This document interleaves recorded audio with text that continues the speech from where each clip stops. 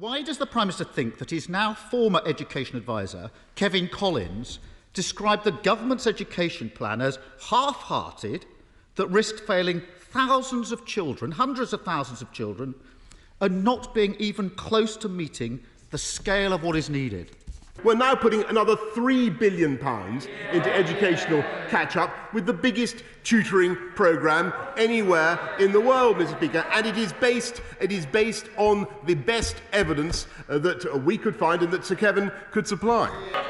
Who does the Prime Minister think he's kidding? He asked Kevan Collins to tell him what was necessary to catch up. Kevan Collins told him, and he said no. Who does he think he's kidding? The Chancellor's decision, and I assume it was the Chancellor's decision, it always is, to hold back the investment that's needed is a completely false economy. The long-term costs are likely to be at least £100 billion, probably more, and who will be hardest hit, Prime Minister? Kids from disadvantaged backgrounds. Mr. Speaker, if the government doesn't change course, this will hold Britain back for a generation. And here's the difference between us and them.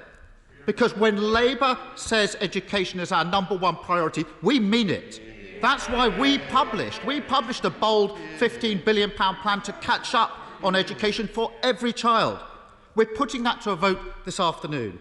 If the Prime Minister is really serious about this, he'd back that motion.